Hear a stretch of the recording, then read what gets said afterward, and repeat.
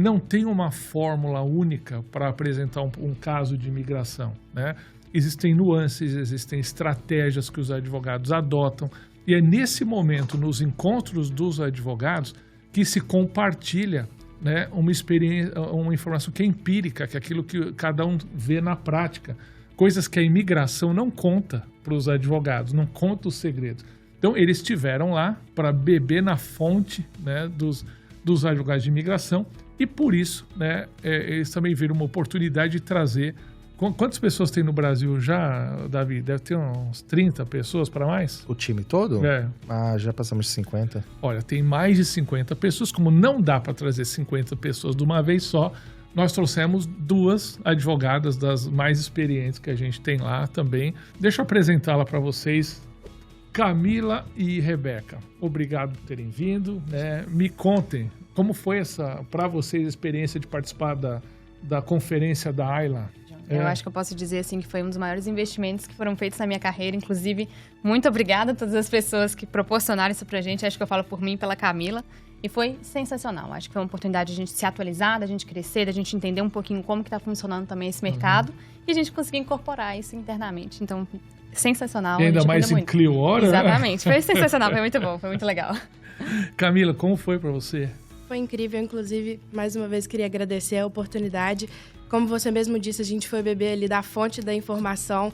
A gente teve, inclusive, a oportunidade de receber ali algumas informações de dentro da própria Ayla, de dentro da própria USCIS. No final ali, né, Rebeca, Exatamente. Da conferência, a gente teve algumas perguntas que geralmente eles fazem e a gente teve a oportunidade de ter 2 pessoas de dentro da agência respondendo aquelas perguntas mais frequentes. Então, assim, a gente conseguiu colher algumas informações importantes para corroborar com o que a gente já fazia, para poder trazer ainda mais um insight da melhor forma de apresentar os perfis dos nossos clientes. Me conta, assim, me dá um segredo, me dá uma informação que você falou, olha, isso vai ajudar a fazer um processo melhor. Um processo melhor talvez seja a forma de comunicação entre os advogados de imigração e até a própria USCIS. Eles disponibilizaram para a gente um fax direto do escritório, então isso com certeza foi ali uma preciosidade do resultado dessa conferência. E o que você vai poder falar com eles nesse Qualquer coisa que Dúvidas, tenha, qualquer coisa que tenha dificuldade de comunicação, por exemplo, se tem algum atraso em um processo, um prazo que passou, a gente geralmente pode entrar em contato com a USCIS para poder solicitar um retorno deles, né, uma devolutiva daquela aplicação daquele caso. E os meios de comunicação com a USCIS, eles são difíceis, a gente sabe que tem o telefone, então eles disponibilizaram para a gente, como membros da Ayla, esse fax direto que nem todo mundo tem acesso a essa comunicação. Então, olha que privilégio, pessoal, né? E com isso você já entende. Requisito para participar da Ayla é ter um advogado licenciado nos Estados Unidos. Né? No caso, o Dr. Leopoldo, então as 2 participam da Ayla, né? Com o paralegal, que têm formação em direito, trabalham do ladinho do Davi e do Leopoldo, fazendo processos incríveis. Eu tenho a oportunidade de ver e elas realmente são muito boas, né? E você, Rebeca, me dá aí uma informação que você leva preciosa para o Brasil.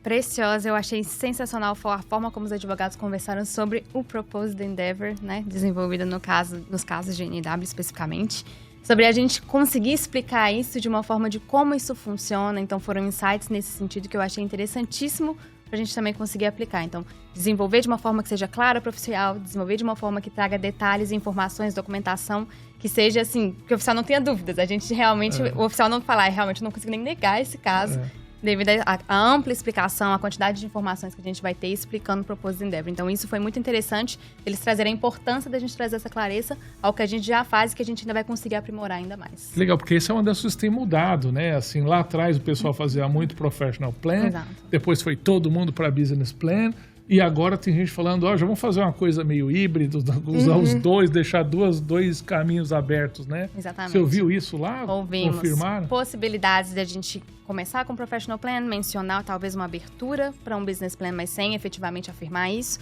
E no eventual RFE a gente tem essa possibilidade, mas cada caso vai ser estudado, né?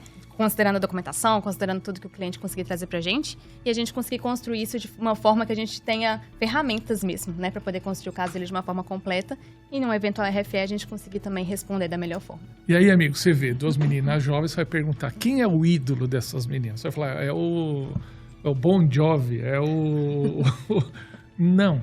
Sabe quem é o ídolo dessa moça? O Ira Kurzban. Ira Kurzban. Você não conhece Ira Kurzban?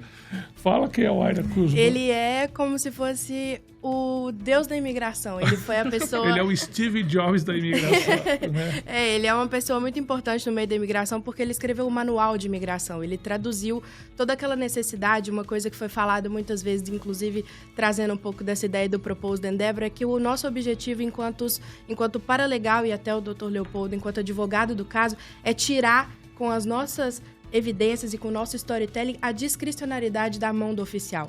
Ou seja, a gente vai discutindo ali o perfil, vai apresentando cada detalhe do perfil do cliente para poder tirar do oficial esse poder de decidir se sim ou não. Então fica cada vez mais difícil dele negar o caso justamente com essa apresentação dessas documentações. E o Ira Kurzban, ele traz justamente isso, ele destrincha a imigração, ele ensina, é literalmente um manual pra gente, pelo menos pra mim, eu sou fã número 1 dele, tive a oportunidade, graças a Deus, de conhecê-lo. E foi muito importante para poder entender o caminho que ele utiliza para poder apresentar toda essa parte do Proposed Endeavor, justamente para chegar no resultado final, que é tirar do oficial a discricionariedade de aprovação do caso. E ele estava lá? Ele estava lá. Deu palestra para vocês? Deu palestra. Você sabia que ele estava lá? Não sabia. Surpresa. Uhum. E aí você foi lá tietar ele? Fui. Gente, eu não posso mentir, eu fui tietar. Por um momento eu pensei se eu ia segurar a postura, só que eu falei, quer saber, é uma pessoa tão importante para mim na minha carreira, eu vou lá falar com ele. Parabenizei pelo trabalho que ele faz, tive a oportunidade de me apresentar, né, enquanto paralegal para ele, foi super legal, ele é uma pessoa muito acessível. Chamei o Dr. Leopoldo, falei com a Rebeca, gente, vamos lá conversar com ele, porque... ele é metade também do Léo. Foi ele é um muito interessante, né? Exato. Então é isso aí, ó, pessoas assim, apaixonadas pelo que fazem, né? E eu fico muito feliz de vê-las aqui crescendo, vê-las participando de um evento desse. E eu tenho convicção, né, concordo com o Davi e com o Leopoldo, de que isso vai refletir na qualidade do trabalho delas e deles, né, fazendo processos aí de EB2NW. Vocês fazem quais vistos hoje? Todos? De todos. A gente sabe eu já passei por tudo, bastante de tudo coisa, um pouco. exatamente. Todos os vistos que levam até o EB2NW, todos os vistos que são... Tem alguns clientes que não têm ali o perfil da EB2NW, mas têm a vontade de passar pelo menos um tempo, né, temporariamente nos Estados Unidos, então a gente tem uma bagagem boa, né, bom Rebeca? tempinho, exatamente. Você sabe que hoje, né, esses profissionais são precoces. A Camila é novinha, mas ela foi conhecida como a rainha dos pilotos, né? Ela trabalhou num escritório que era muito focado em piloto de avião. Ela tem uma grande experiência. Eu não a conhecia. Vários dos meus clientes de real estate da Qatar Airlines, né, foram clientes dela antes da gente fazer imigração, foram clientes dela lá, então a gente conhece muita gente comum, né? Então, piloto de avião, você quer um visto EB2NW, ó, a gente está com a rainha dos pilotos agora no escritório, já está um tempinho com a gente. Coisas mudaram, né? Para piloto as coisas mudaram, continuam mudando, né? Antigamente, na época da pandemia, o argumento do shortage de mão de obra foi muito eficiente. E muito defendido também em artigos até publicados pelo próprio governo americano. Infelizmente, se continua ainda, né? O shortage a literatura fala do shortage, mas tem sido um pouco mais difícil, aprovar pilotos assim, ordinários, né? Hoje tem tentado gente que tem participação como instrutor, né? A gente tem que ter a participação, a experiência do piloto, não só como um piloto, mas trazendo aí essa experiência como um instrutor, como um examinador, até com a possibilidade de se a pessoa tiver, né, o perfil e a intenção de abrir uma escola de treinamento de pilotagem nos Estados Unidos, isso com certeza traz uma força para o processo. Então, essa né, a Camila fez vários vistos, mas muito especializada nisso, e a Rebeca tem uma outra paixão, uma outra especialidade dentro da imigração, do EB1A e do EB2NW, que é esportes. Isso foi uma temática abordada, inclusive, um dia inteiro. Um dia inteiro. Por vários advogados, vários etc. painéis, várias perspectivas, várias formas de se enxergar e falando sobre a questão de atletas do esporte. E assim, meu olho brilha. É uma temática que, assim, a gente tem muito para poder mexer nessa área porque ela é sensacional. Você sabe que o meu sonho sempre foi ser esportista, desde pequeno. Legal. Mas eu nasci com uma alergia à academia. Olha, eu acho que eu também tenho essa alergia, tá? Eu não consigo, cara. Eu desenvolvi. Mas me conta, assim, por que teve um dia inteiro para falar de esportes em imigração? É Qual é o sensacional cenário aí? a gente conseguir pensar, né? Às vezes a gente pensa só em vistos EB2NW, que tem essa questão, graduação e tudo mais. Mas quando a gente pensa em atletas, a gente consegue ver outras possibilidades, né? Então, pensar em um visto de IO, um visto de PEI, que a gente consegue depois, eventualmente, converter até no EB1A. Então, eu adoro pensar nessas possibilidades, até porque os Estados Unidos é um país que valoriza muito um atleta. Então, pensar que ou pessoas de outros países poderiam crescer aqui profissionalmente mesmo. Sim. É muito legal a gente pensar que a gente consegue trabalhar exatamente no processo para permitir que isso aconteça. Então, atletas é algo que eu acho assim, sensacional de trabalhar. E quando você fala internamente. atleta, você está falando de jogador de seleção ou você está falando de atleta? Atletas de diversos esportes, esportes até às vezes não tão conhecidos, isso foi uma temática até abordada. Como apresentar para um oficial um esporte que às vezes não é tão famoso, ou então que às vezes não tem tanta influência, ou que é pouco, um nicho específico do mercado conhece. Então a gente conseguia até explicar como que funciona essa prática esportiva específica. Então, até assim, jiu-jitsu, por exemplo, é um esporte muito conhecido no Brasil, mas às vezes não vai ser em outras regiões, mas a gente apresentar como que isso funciona. Né? Enfim, conseguir trazer esse contexto pro oficial e explicar todo o porquê que essa pessoa pode ser qualificada para esse visto. Uma discussão Então, que a legal. gente teve nesse mesmo dia, depois dessa conferência, foi justamente a forma que eles abordaram a apresentação do perfil do esportista.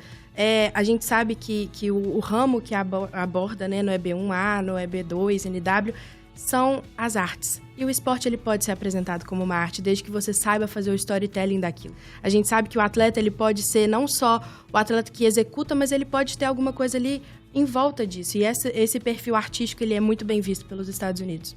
Exatamente. A gente conversava um pouquinho antes falando isso, né? Como a gente, por caminhos diferentes, foi parar no mesmo lugar, que é o direito imigratório. Então, eu tenho uma idade muito maior que a delas, mas a gente chegou pelo mesmo motivo, assim, né? Por essa vontade de ajudar pessoas, de falar de direito internacional, né? De mobilidade global, que é uma tendência no mundo inteiro, né? Então, vocês vão vê-las muito com a gente, espero ainda que por muito tempo, na próxima conferência da AILA, talvez num mestrado daqui a pouquinho aqui. A gente pretende, eu estava até comentando com a Rebeca, que a gente pretende ser speaker na AILA um dia. Aí, que a gente foi como telespectador e a gente tem a intenção de investir no nosso conhecimento para ser palestrante da AILA, porque eu tenho certeza que um dia a gente vai estar lá, né, Rebeca? Tem nem dúvidas. Gosto disso.